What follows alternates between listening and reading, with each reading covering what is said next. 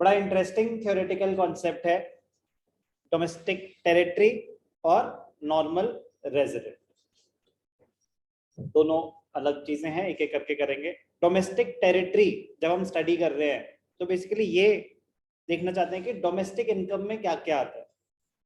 Domestic income में वो सब चीजें आती हैं जो डोमेस्टिक टेरिटरी में जनरेट हुई हो, जो इनकम डोमेस्टिक। तो what is domestic income? Income generated और the value of final goods and services produced within the domestic territory in 1 year.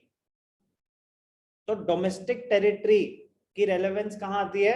Domestic income की कैलकुलेशन में। अगर कोई इनकम डोमेस्टिक टेरिटरी के अंदर जनरेट हुई है तो डोमेस्टिक इनकम का पार्ट है, डोमेस्टिक टेरिटरी के अंदर जनरेट नहीं हुई है तो डोमेस्टिक इनकम का पार्ट नहीं है। As simple as that. तो क्यों पढ़ रहे हैं, ये बात समझ आ गई? डोमेस्टिक टेरिटरी इसलिए स्टडी करा जा रहा है कि डोमेस्टिक इनकम जब हम कैलकुलेट कर रहे हैं तो ये देखा जाता है कि डोमेस्टिक टेरिटरी के अंदर इनकम जनरेट हुई तो डोमेस्टिक इनकम का पार्ट है, डोमेस्टिक टेरिटरी के बाहर जनरेट हुई तो डोमेस्टिक इनकम का पार्ट नहीं। तो क्या है ये डोमेस्टिक टेरिटरी? अब पढ़ेंगे हम।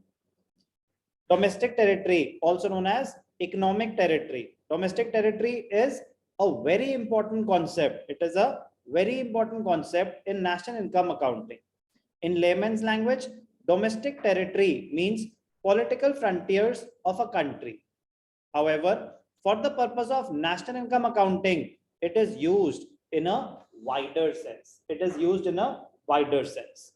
क्या होता है layman's language? एक normal आपके नजरिए में क्या माना जाएगा डोमेस्टिक टेरिटरी? कह रहे political frontiers of a country, जो भी हमारे बॉर्डर्स के अंडर आ रहा है, इंडियन बॉर्डर्स के अंदर जो भी है, मैप में जो भी दिख रहा है वो डोमेस्टिक टेरिटरी का पार्ट है, इसके बाहर जो है वो नहीं है। कह रहे बट नेशनल इनकम पर्पस के लिए it has a wider sense. ध्यान से देखेंगे, it apart from political frontiers it also includes, कह रहे वो तो आ गया कि जो आपके पॉलिटिकल बैरियर्स के हिसाब से इंडिया के अंदर आ रहा है वो तो आ गया, उसके अलावा और क्या क्या आएगा? Ships and aircraft owned and operated by normal residents between 2 or more countries. Ships and aircraft owned and operated by normal residents between 2 or more countries. आपकी अपनी शिप है, आपकी अपनी एयरलाइन है, एयरक्राफ्ट है, अब वो तो इंडिया के बाहर भी ट्रैवल करेंगे, यहां से बाहर भी जा रहे हैं ट्रैवलर्स और बाहर से यहां भी आ रहे हैं पैसेंजर्स। इनकम तो जनरेट जरूरी थोड़ी ना इंडिया के अंदर ही और ये कहीं भी हो सकती है। Ships and aircrafts owned and operated by Indian residents, owned and operated by normal residents of a country anywhere in the world will be considered as a part of domestic territory of India, will be considered as a part of domestic territory of India. Ships and aircrafts, planes operated by Air India. Air India Indian company है तो वो planes operate कर रही है between Russia and Japan, they are the part of domestic territory of India. But क्या वो domestic territory of India है? Russia में जाके अगर वो पैसेंजर्स लेके आ रहे हैं, लंदन में जाके अगर वो पैसेंजर्स लेके आ रहे हैं तो क्या वो डोमेस्टिक टेरिटरी है? नहीं है नॉर्मली। लेकिन for the purpose of estimation of income ये मान लिया जाएगा कि जो ships and aircraft owned and operated by Indian resident, by normal residents of a country, वो कहीं पे कुछ भी जाके इनकम जनरेट करें, ये माना जाएगा as if the income was generated within the domestic territory of the country. Clear? Similarly, planes operated by Singapore Airways between India and Japan. Singapore Airways की फ्लाइट आई, यहाँ से passengers को लेके चली गई, इंडिया के passengers को Indian land पे जाके उन्होंने पैसे जनरेट करे, तो क्या माना जाएगा? डोमेस्टिक टेरिटरी इंडिया की? नो, सिंगापुर की। तो जहां की ओनरशिप है उनकी, वहां की। बट ये किस पे एप्लीकेबल है? Ships and aircraft. Be very very careful. तो ships and aircrafts owned and operated by the residents of a country, तो वो क्या माने जाते हैं? डोमेस्टिक। वहां इनकम जनरेट हुई ना, चाहे वो शिप्स किसी भी कंट्री में जाके पैसे जनरेट करके आए, चाहे वो एयरक्राफ्ट किसी भी कंट्री में जाके पैसे जनरेट करके आए, ये माना जाएगा as if the income was generated within the domestic territory.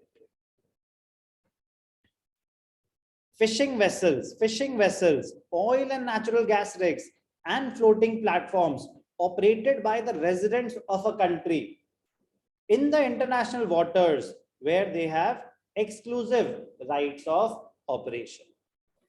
Fishing vessels, natural gas rigs, fishing vessels. आपके पास fishing vessel है, आप गए फिशिंग करने इंटरनेशनल वाटर्स में जहां पे आपके पास राइट है, ऑफ कोर्स तभी जा सकते हो, ऐसे ना कि कहीं भी घूमते घूमते पहुंच गए. फिशिंग करने नहीं जा सकते क्योंकि आप तो फिर उनके वाटर्स में फिशिंग कर रहे हो, वहां पे एक तरह से बिजनेस एक्टिविटी हो रही है. जहां पे आपके पास राइट्स हैं, राइट्स परचेज करने पड़ते हैं. फिशिंग के लिए हो गए. ऑयल एक्सप्लोरेशन के सेटअप्स होते हैं, माइनिंग हो रही है, ऑयल एक्सप्लोरेशन हो रहा है वाटर्स में, कहीं भी ओशंस में, कहीं भी हो रहा है जहां पे आपके पास राइट्स हैं और वहां पे कोई इनकम जनरेट होती है, तो ये माना जाएगा कि as if the income was generated within the domestic territory. इसकी बात हो रही है. Fishing vessels, oil and natural gas rigs, floating platforms operated by residents. अगर आप ओन करते हो तो फिशिंग वेसल कहीं पे भी जाके इनकम जनरेट करके आए तो ये माना जाएगा कि as if it was generated within the domestic territory. Clear? Provided you have the exclusive rights of operation. आप किसी अगर इंटरनेशनल वाटर में जाके कर भी रहे हैं, अगर आपके पास राइट्स हैं तो ही, अदरवाइज तो आप वैसे वापस नहीं आ पाओगे. नेशनल इनकम तो बात की बात है. For example, fishing boats operated by Indian fisherman in international waters of Indian ocean will be considered as a part of domestic territory of India. Ships and aircrafts owned and operated by residents. Fishing vessels, oil and natural gas rigs, floating platforms owned by residents of a country. Operate अगर वो international water में भी कर रहे हैं तो भी माना जाएगा as if the income was generated within the domestic territory of India. Embassies, consulates and military establishments of a country located abroad. Embassies, consulates and military establishments of a country located abroad. For example, Indian embassy in Russia is a part of domestic territory of India. ध्यान से लिखना, बड़ा interesting point है. Embassy of a country, सुनने पे ध्यान देंगे, नींद पे थोड़ा कंट्रोल करेंगे. Indian embassy anywhere in the world, Indian embassy, Indian military establishment, Indian consulate, anywhere in the world will be considered as a part of domestic territory of India. US में Indian embassy है तो वो building Indian domestic territory का part मानी जाएगी. India में US embassy है, लिखा होता है बाहर बड़ी clearly, this property belongs to the United States of America.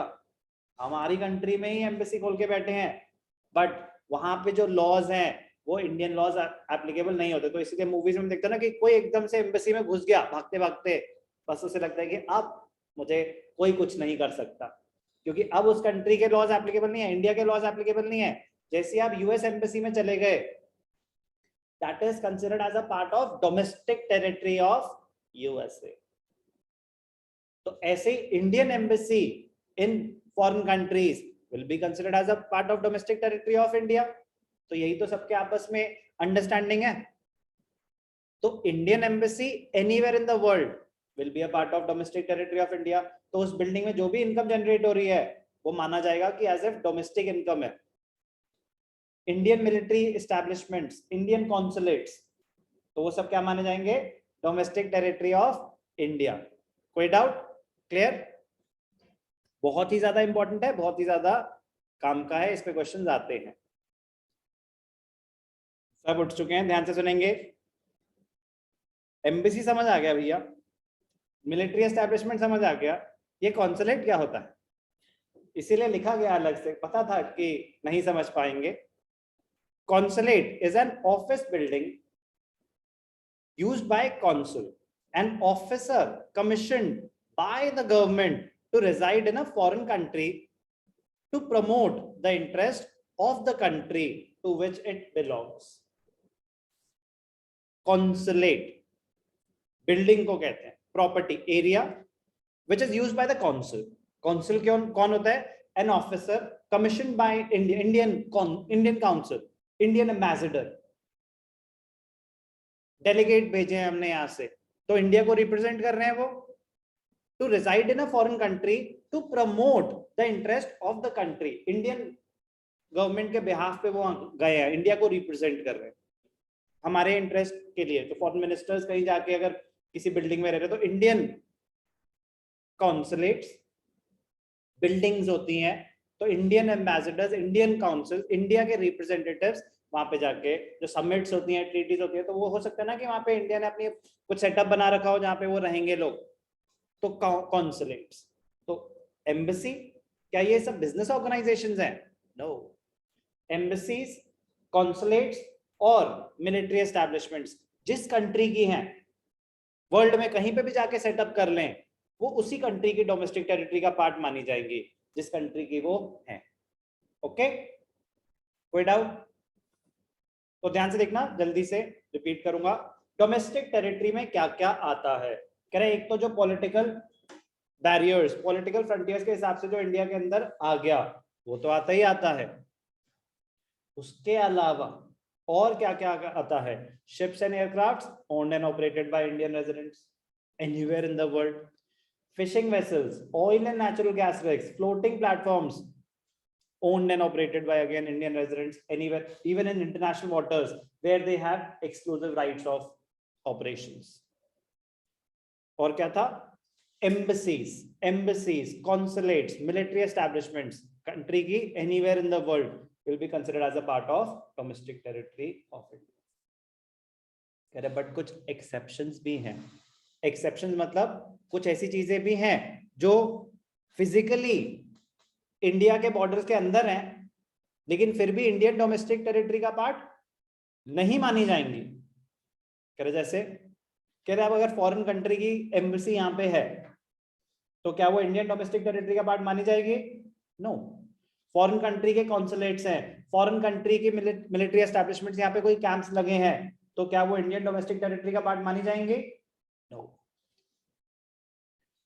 Domestic territory does not include embassies, consulates, military establishments of a foreign country. For example, Japanese embassy in India is a part of domestic territory of Japan.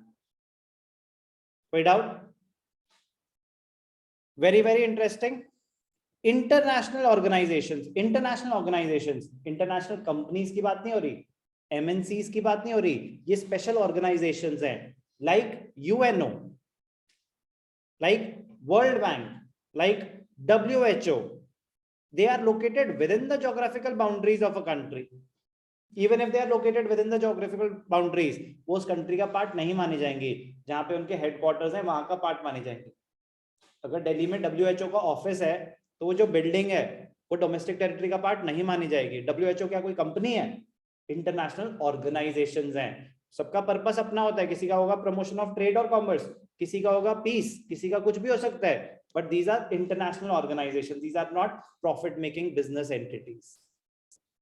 हमें कैसे पता चलेगा sir कौन सी हैं? दो चार नाम पता होने चाहिए, बाकी आउट ऑफ प्रैक्टिस पता चल जाएगा. तो दो चार नाम जैसे कि UNO, world bank, IMF, WHO, ILO, international labour organization, क्या वो कोई बिजनेस एंटिटी है?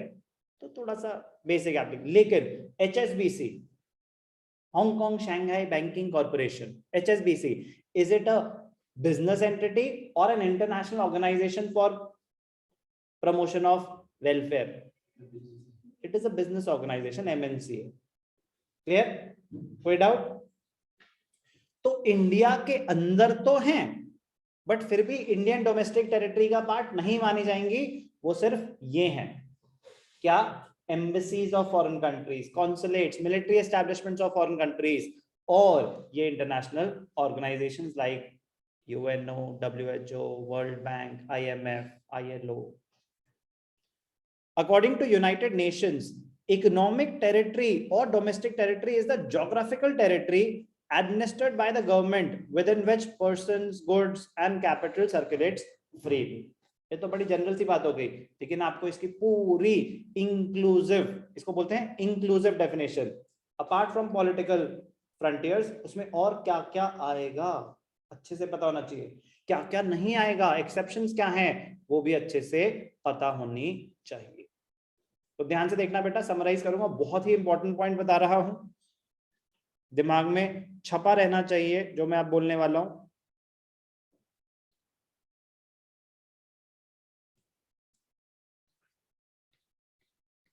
While estimating domestic income, while estimating domestic income, while estimating domestic income, while estimating domestic income, we need to identify where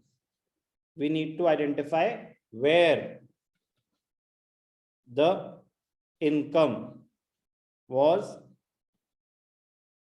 generated, where the income was generated. तो question क्या होना चाहिए, where the income was generated. If generated within the domestic territory, if generated within the domestic territory, it will be included in domestic income. If generated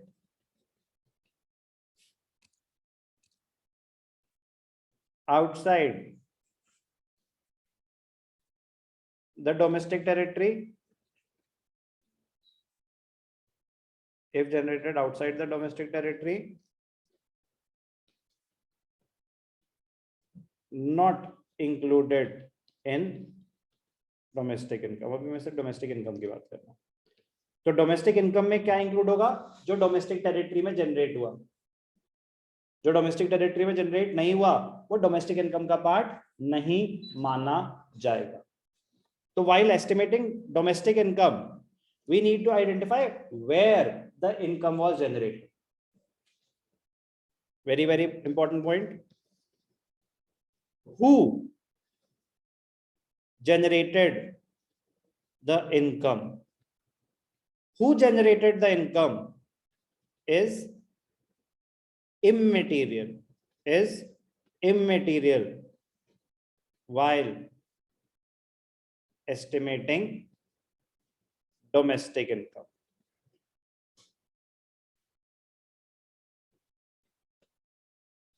It may have been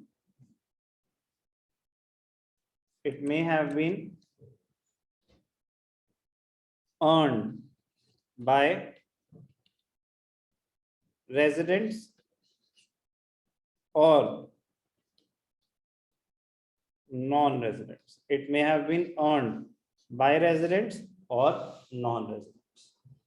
तो जब आप domestic income calculate कर रहे हो तो income कहां generate हुई वो इंपॉर्टेंट है, किसने कमाए उससे फर्क नहीं पड़ता। अगर डोमेस्टिक टेरिटरी के अंदर जनरेट हुई है डोमेस्टिक इनकम का पार्ट है, चाहे वो इंडियन रेजिडेंट ने कमाया, बाहर वाले उससे कोई लेना देना नहीं। तो अगर बाहर की कोई इंटरनेशनल एमएनसी है, बर्गर किंग के आउटलेट्स हैं, बाहर की कंपनीज के फॉरेन ब्रांड्स के स्टोर्स हैं, तो क्या हो गया, डोमेस्टिक टेरिटरी का पार्ट है, यहाँ पे वो पैसे कमा रहे हैं, डोमेस्टिक इनकम में आएगा।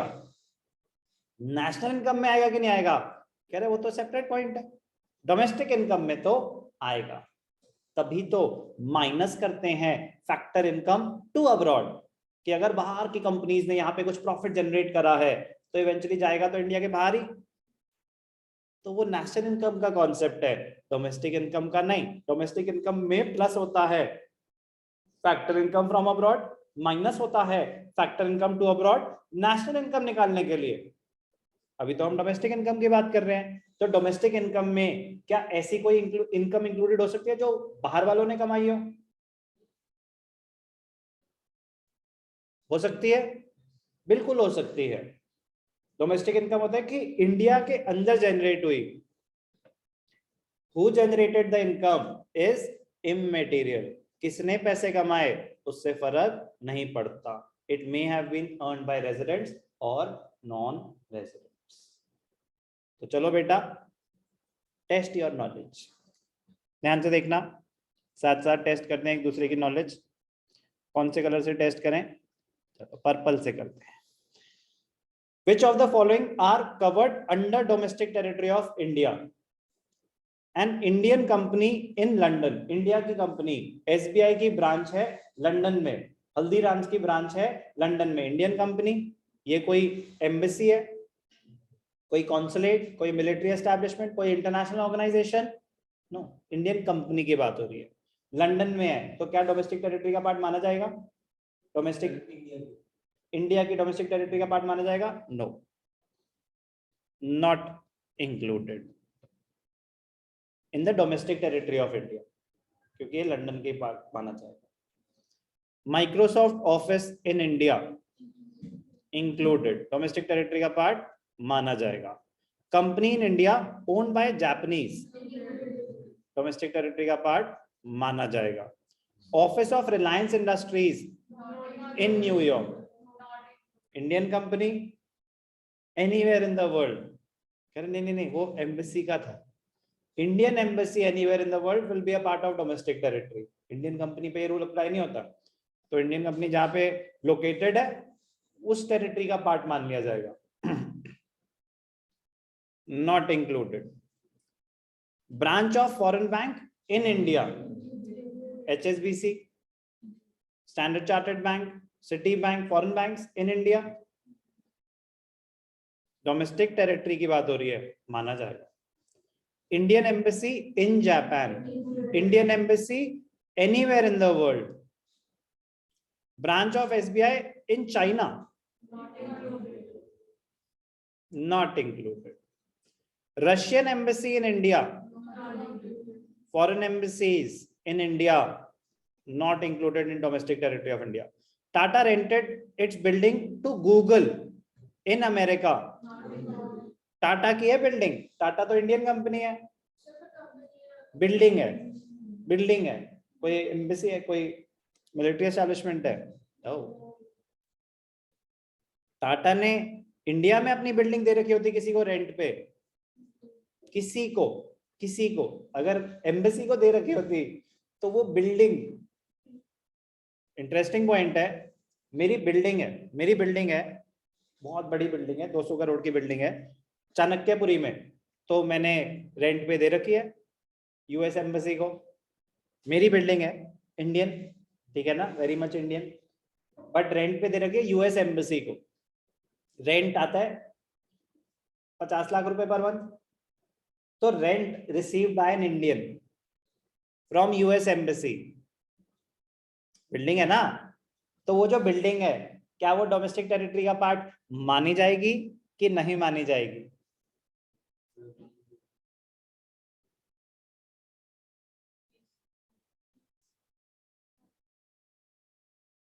Yes, no, no idea. Domestic territory का पार्ट मानी जाएगी? शाश्वता कह रही है मानी जाएगी, नहीं, दृष्टि कह रही है नहीं मानी जाएगी, नहीं, श्रुत शाश्वता के अगेंस्ट जाके कह रहा है कि नहीं मानी जाएगी। नो आइडिया, ये शक्ल तो नो आइडिया वाली है, मतलब नो आंसर, नो है या no idea? Sure, very good. Ronit कहते हैं नहीं मानी जाएगी, शाश्वता का आंसर बिल्कुल गलत है।